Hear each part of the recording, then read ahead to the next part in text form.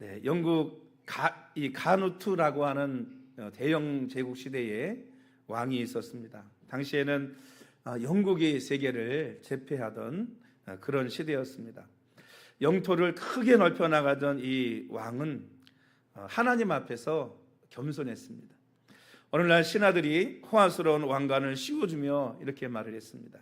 이제 왕의 명령을 거역할 자는 아무도 없습니다. 왕은 이런 신하들을 데리고 바닷가에 나갔습니다. 그리고 외쳤습니다. 파도여 잠잠하라. 잠잠했을까요? 네, 잠잠하지 않았습니다. 계속 파도가 일렁거렸습니다. 이때 왕이 신하들에게 이렇게 얘기를 했다고 합니다. 보아라, 내 명령을 듣지 않는 만물이 이 땅에는 얼마나 많으냐.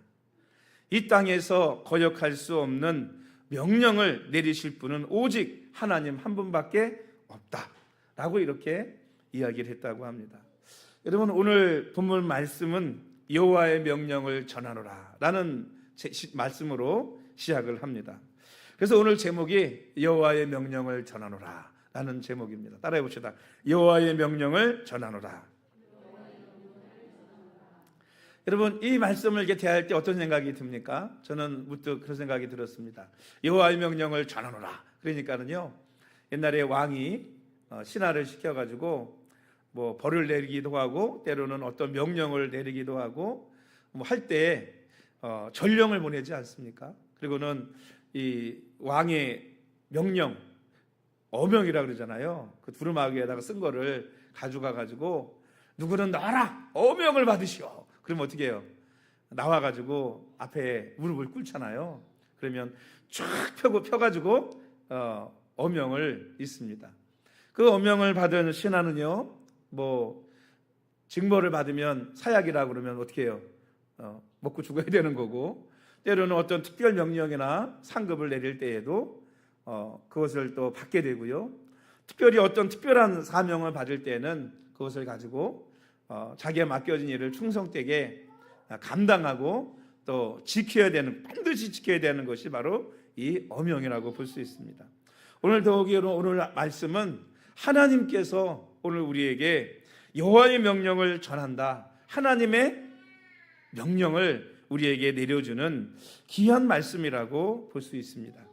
우리 시편 이 2편의 배경을 보면 다윗왕 시대입니다. 다윗이 어렵게 여러분 아시죠? 힘들고 어렵게 뭐가 됐느냐? 왕이 됐습니다. 그런데 왕이 되고 나니까 그러면 모든 나라 백성들이 막 축하해주고 막 사절 다녀오고 막 이래야 되지 않겠습니까? 그런데 왕이 되고 나니까 더 많은 대적들이 막 일어나는 거예요. 더 많은 대적들이.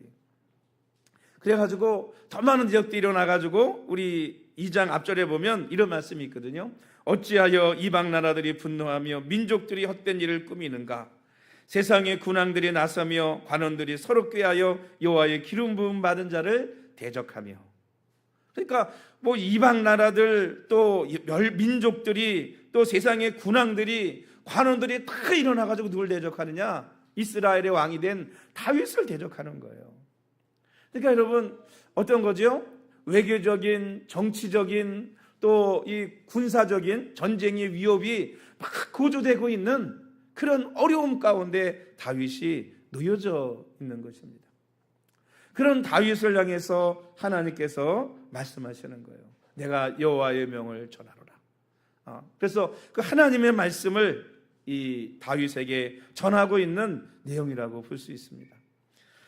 근데 이 다윗 왕은 누구의 무역이냐 하면 바로 장차 오실 유대의 왕 예수 그리스도 메시아를 예표하는 인물이라고 볼 수 있습니다. 그래서 이게 보면 기름 부음 받은 자를 대적한다 그랬는데 옛날에는 왕이나 선지자나 제사장을 기름 부었거든요. 그래서 여기서 기름 부음 받은 자는 왕을 얘기하는 거예요. 근데 여러분, 신약에 넘어오면 그리스도 메시아라고 하는 의미가 뭐예요? 기름 부음 받은 자거든요. 그러니까 이 기름 부음 받은 자는 또한 누구를 예표하고 있느냐 하면 예수 그리스도를 예표한다고 볼 수 있습니다. 그래서 예수님께서 이 땅에 오실 때 수많은 사람들이 일어나서 누구를 죽이려고 해요?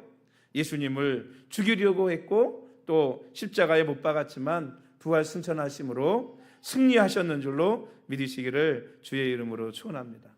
그래서 여러분, 이 여호와의 명령은 꼭 지켜야 되는 그런 명령이고, 그 명령은 다윗처럼 오늘날 힘들고 어려운 고난과 역경 속에 있는 수많은 하나님의 백성들에게 주시는 하나님의 명령이고 하나님의 말씀인 줄로 믿습니다.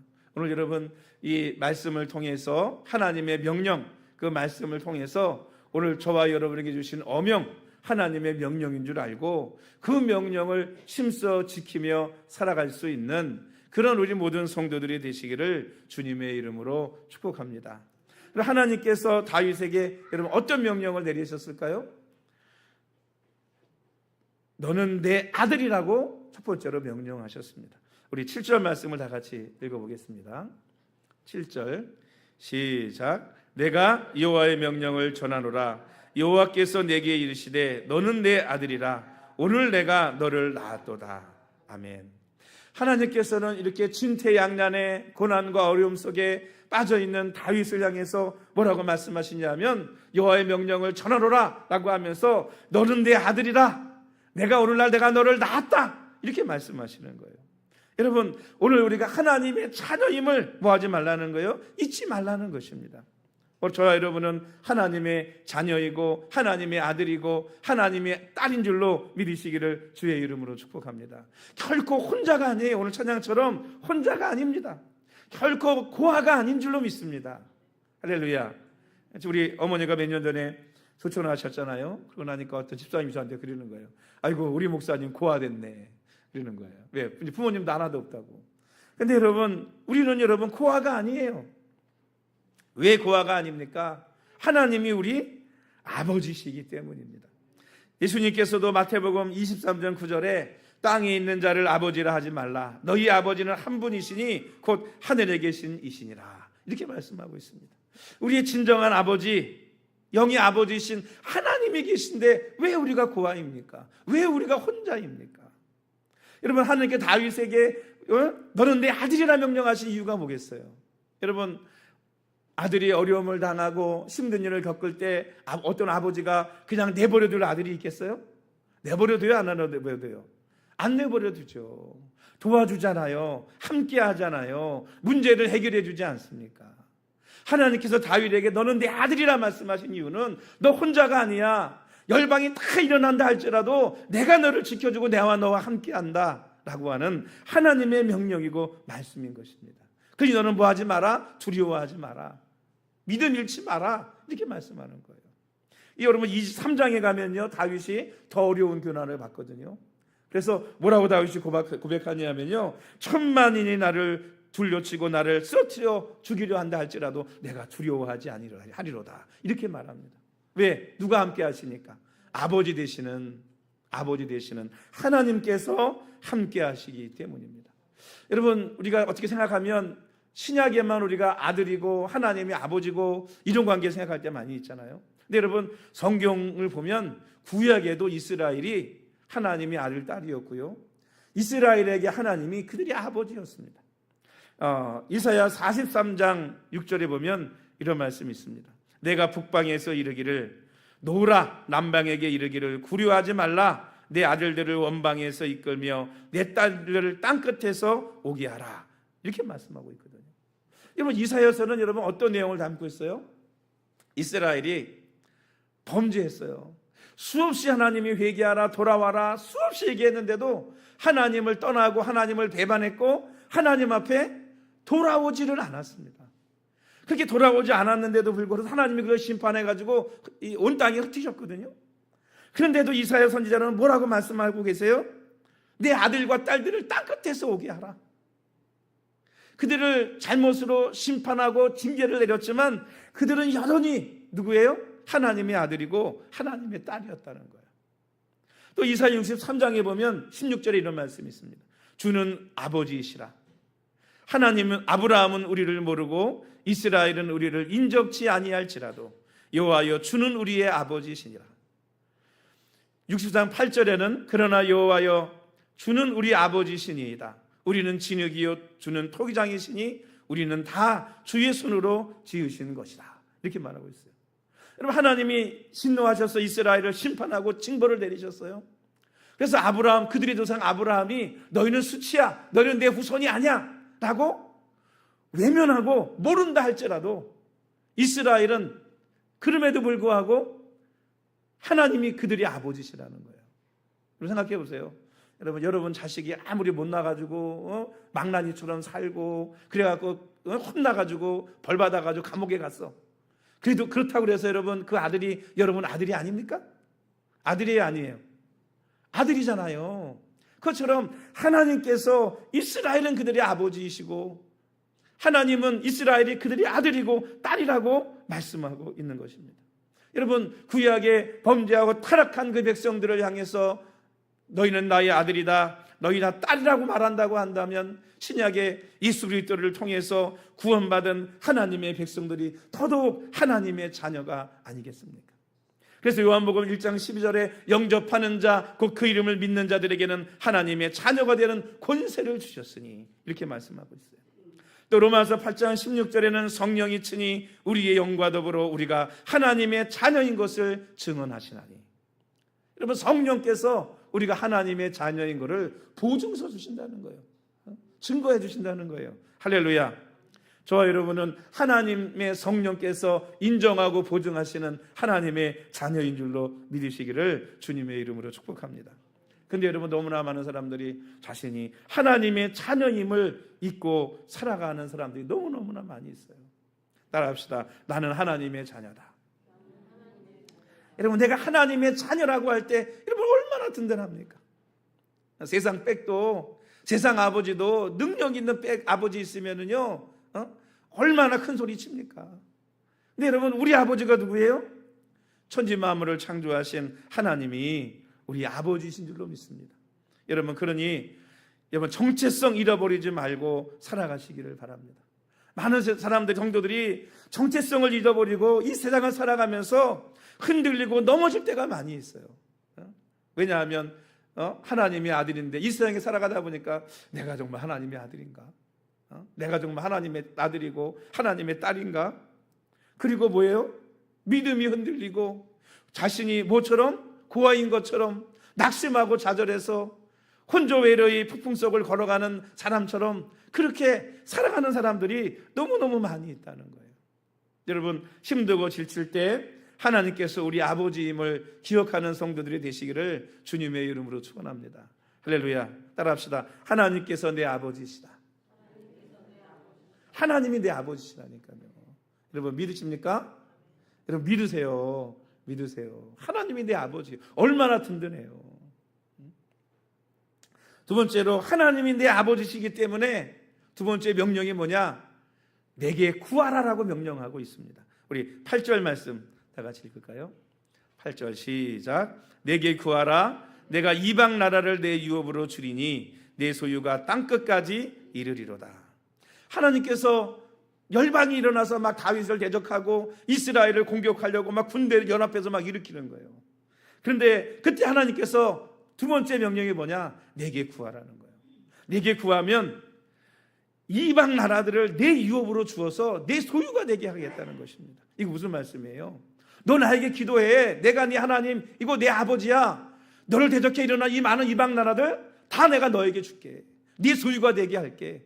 이렇게 말씀하시는 거예요. 그래서 여러분 다윗 시대부터 어떤 일이 벌어지죠? 주변 나라들을 정복하고 복속시켜서 다윗과 솔로몬 시대에 이스라엘 영토가 온전히 회복됐던 유일한 시대가 여러분 그 시대입니다. 지금 있는 저 이스라엘도 반쪽밖에 안 되잖아요. 반쪽. 네. 여러분 하나님께서 구하라고 말씀하시는 거예요. 어떤 환경 속에서 정치적, 외교적, 군사적 위험 속에 모든 사람이 일어나서 이스라엘과 다윗을 대적하는 그때 하나님께서는 다윗에게 말씀하십니다. 어려움 가운데 있냐? 걱정되고 염려되냐? 내게 구해라. 내가 해결해 줄게. 그 나라, 그 땅 너에게 줄게. 이렇게 말씀하시는 거예요. 여러분 하나님의 응답의 방법은 우리의 상상을 초월합니다. 성경을 보면 우리는 그래요. 기도하면서 왜 사람들이 기도 안 하는가 보면 꼭 하나님이 내 뜻대로 해주기를 바라세요. 내가 원하는 방법대로 이루어지기를 바란다고요. 그런데 하나님의 방법은요 우리의 생각을 초월합니다. 여러 가지 방법, 수많은 방법들이 있는 거예요, 기도 응답에 대한. 그래서 성경을 보면 이스라엘 백성들이 여러분 가나안을 향해서 출발해서 이 애굽에서 출애굽해서 홍해 바다를 건널 때 하나님이 어떻게 하셨습니까? 앞에는 홍해 바다가 가로막고 있고 뒤에는 애굽 군대가 쫓아오고 있어요. 그래서 모세와 모든 이스라엘 백성들이 하나님 앞에 기도했습니다. 근데 하나님이 행하신 일은요, 어떤 방법을 쓰셨죠? 바다를 갈르셔서 바다를 육지같이 건너게 하셨어요. 그런데 여러분, 베드로는 풍랑 속에서 제자들이 막 배가 침몰될 위기에 놓여 있을 때 예수님께서 바다를 걸어오셨어요. 그러니까 베드로가 나도 물 위를 걷게 해달라고 그러잖아요. 와라고. 베드로가 어떻게 했죠? 물 위를 걸었어요. 하나님이 바닷속으로도 걷게 하시고 때로는 물 위로도 걷게 하십니다. 그런데 여러분, 또 어떤 때도 있는지 아세요? 야곱은 자기 형 에서의 축복을 가로채고 도망을 갔다가 삼촌 라반의 집에서 거부가 됐습니다. 자식을 많이 낳았어요. 아내가 4명이나 됐어요. 그리고는 삼촌과의 관계가 틀어졌어요.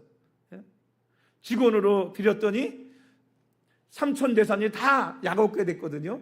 그러니까 관계가 틀어졌어요. 다시 어디로 가요? 고향으로 갑니다. 근데 그 얘기를 어떻게 알았는지 형 에서가 야곱을 죽이겠다고 쫓아오는 거예요. 그것도 400명의 군대를 데리고. 여러분, 야곱은 지금 어떤 위기에 처했어요? 형에게 죽을 위기에 처했어요. 왜냐하면 형이 야곱을 죽이겠다고 그래가지고 야곱이 그 말 듣고 도망간 거잖아요. 삼촌의 집으로.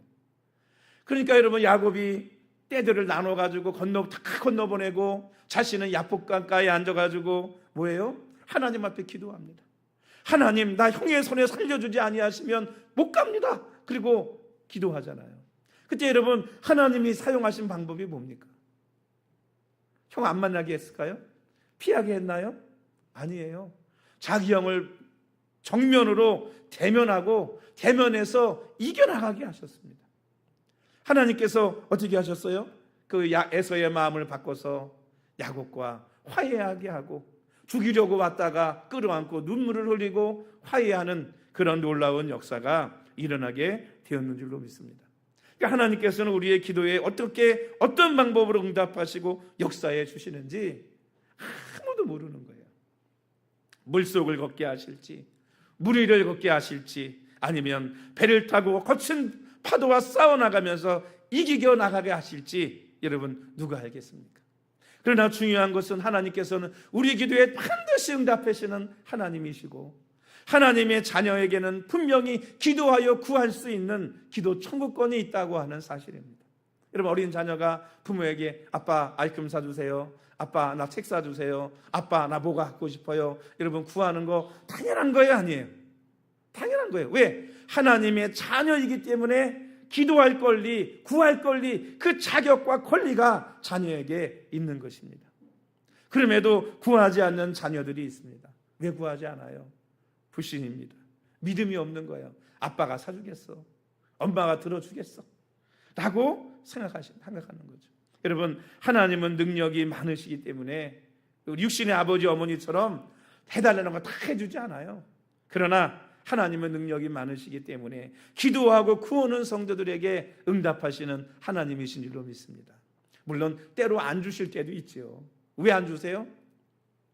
우리에게 필요가 없거나 우리에게 해가 될 때 안 주셔. 안 주셔. 왜? 어떤 부모가 어린 자녀에게 칼을 주겠습니까? 그렇잖아요. 그러나 기도하고 구하는 성도들에게 응답하실 줄로 믿습니다. 오늘 여러분, 내게 구하라고 했잖아요. 여러분, 세상에 나가서 구하고 사람을 의지하고 또 어떤 것을 의지하는 것이 아니라 하나님께 기도하고 간구하는 우리 모든 성도들이 되시기를 주님의 이름으로 축복합니다. 세 번째 명령은요, 이기는 자가 되라고 명령하고 있습니다. 우리 9절 말씀 다 같이 읽겠습니다. 시작. 내가 철장으로 그들을 깨트리며 질그릇같이 부수리라 하시도다. 아멘. 철장이라고 하는 것은 뭐냐면요, 쇠막대기를 말하는 거예요. 쇠막대기. 근데 쇠막대기로 뭘 부세요? 질그릇을 부르시듯이 부순다 그러잖아요. 옛날 고대 왕들은, 특별히 대영 제국을 이뤘던 옛날에 애국 같은 나라의 이 왕들은요, 왕으로 등극하고 나잖아요. 그러면 신하들 앞에서 쇠 몽둥이를 막대기를 탁 들고요. 그릇에다가 여러분 자신들을 대적하는 나라들이 있지 않습니까? 적국 있지 않습니까? 그 적국 나라의 이름을 새긴 도자기를 만들어 놓고요. 그 도자기를 왕이 된 사람이 이 쇠막대기를 가지고 가차없이 뭐 하는 거냐? 부수는 거예요. 여러분 이게 어떤 의미가 있을까요? 내가 이 나라들을 이렇게 부수고 부숴버리겠다는 의미고 정복하고 다스리겠다는 의미를 가지고 있는 거예요. 그래서 강력한 왕권을 가지겠다라고 하는 의미로 깨트리는 거죠. 이거를 여러분 철장권세라고 합니다. 여러분 하나님께서 다윗으로 하여금 너를 대적해 일어나는 그 나라들을 뭐처럼 이 질그릇 부수듯이 부수게 하시겠다는 거예요. 할렐루야. 부수게 하시겠다는 것입니다. 여러분 다윗이 메시아의 예표라 그랬죠. 그래서 계시록에 보면 예수님께서 철장으로 만국을 심판하실 것이라고 예언하고 있습니다. 계시록 19장 15, 16절에 보면 그 입에서 예리한 검이 나오니 그것으로 만국을 치겠고 친히 그들을 철장으로 다스리며 또 친히 하나님 곧 전능하신 이의 맹렬한 진노의 포도주 틀을 밟겠고 그 옷과 그 다리에 이름을 쓴 것이 있으니 만왕의 왕이요 만주의 주라 하였더라. 마지막에 막한 막이 하나님을 대적하는 모든 것들을 철장을 가지고 예수님께서 뭐냐 하면 심판하시고 다스리겠다는 것입니다. 그러니까 여러분 다윗이 주병 나라를 정복할 때 여러분 늘 뭐 했어요? 하나님이 도와주셔서 승리하고 그 나라를 정복하고 다스리게 되었는 줄로 믿습니다. 마지막 계시록에 하나님께서 이 땅을 심판하실 때에도 철장 권세를 가지고 이 땅을 심판하실 줄로 믿습니다. 근데 여러분 이 철장 권세가 다윗에게만 여러분 앞으로 계시록에 하나님이 심판하실 때 예수 그리스도에게만 주어진 것이 아닙니다. 계시록 2장 26절 7절에 보면 이런 말씀이 있습니다. 이기는 자와 끝까지 내 일을 지키는 그에게 만국을 다스리는 권세를 주리니 그가 철장을 가지고 그들을 다스려 질그릇 깨트리는 것과 같이 하리라. 나도 내 아버지께 받은 것이 그러하니라. 이게 무슨 말씀이죠? 하나님께서 예수님에게 철장 권세를 주셨잖아요. 예수님께서 오늘 이기는 자, 끝까지 내 일을 지키는 그들에게 뭘 주신다고요? 철장 권세를 주셔서 그들을 다스리게 하시겠다. 이렇게 말씀하고 있는 것입니다. 그러니까 여러분 우리 성도들도 끝까지 이기는 자, 믿음을 지키는 자가 철장 권세를 가지고 다스리는 그런 놀라운 역사가 있는 줄로 믿습니다. 우리 교단이 백석교단 아닙니까? 좀 우리 백석교단이 굉장히 뜨는 핫한 교단이잖아요. 우리나라에서 두 번째로 큰 교단이 됐습니다. 짧은 역사 가운데. 근데 여러분 우리 교단은 이름이 여러 번 바뀌었어요. 예. 근데 요즘 이제 최종으로 쓰는 교단이 백석이라는 이름이거든요. 근데 여러분 백석이라고 하고 지은 이유가 뭔지 아세요? 계시록 22장 17절 말씀 보면 이기는 그에게는 내가 감추었던 만나를 주고 또 신돌을 줄 터인데 그랬거든요. 신돌이 뭐예요? 그걸 함으로 하면 백석이에요. 그래서 이기는 자에게 주는 두 가지 만나와 백석이 있는데 이 신돌 백석이 이기는 자에게 주어지는 거 아닙니까? 그래서 백석은 이기는 자를 의미하는 거예요. 이기는 자. 여러분 철장 권세를 받은 사람도 누구예요? 이기는 자. 믿음을 지키는 자인 것입니다. 신앙생활을 여러분 쉽게 포기하지 마십시오. 포기하는 사람은 여러분 패배자입니다. 패배자에게는 아무런 상급도 아무런 면류관도 기대할 수 없습니다. 이기는 자와 끝까지 주님의 일을 지키는 자 그에게 철장 권세를 주신다고 말씀하셨습니다. 그래서 우리 성도들은 끝까지 이기는 자, 믿음을 지키는 자가 되어야 할 줄로 믿습니다. 할렐루야. 따라합시다. 끝까지 이기는 자가 되자. 여러분 끝까지 이기는 자가 되어야 됩니다. 요즘 여러분 얼마나 가난한 성도들이 많습니까? 하나님을 믿는데 교회 안 나갈 때 얼마나 많아요. 여러분 이기는 자가 돼야지 여러분 패배자가 되고 넘어지는 자가 되고 쓰러지는 자가 되어서는 안 될 줄로 믿습니다. 여러분 오늘 말씀은 하나님의 명령입니다. 어떤 명령인가요? 우리가 하나님의 자녀라는 것을 믿으라는 명령이에요. 여러분, 여러분이 하나님의 자녀임을 확실히 믿는 성도들이 되시기를 주의 이름으로 축원합니다. 두 번째 명령이 뭐예요? 내게 구하라는 거예요. 기도하라는 거예요. 너는 내게 부르짖어라. 그럼 내게 응답하겠고 내가 알지 못하는 크고 비밀한 일을 내가 보이리라 말씀하셨잖아요. 여러분, 하나님께 기도하고 구하시기를 바랍니다. 하나님의 명령입니다. 구하라. 세 번째, 이기는 자, 믿음을 지키는 자가 돼서 철장 권세를 받으라고 우리에게 명령하고 말씀하고 있습니다. 우리 여러분, 쉽게 포기하는 자 되지 마십시오. 믿음 잃어버린 자 되지 마십시오. 시험 드는 자 되지 마십시오. 여러분, 믿음을 가지고 끝까지 완주할 수 있는 승리하는 성도들이 되시기를 주님의 이름으로 축원합니다. 우리 기도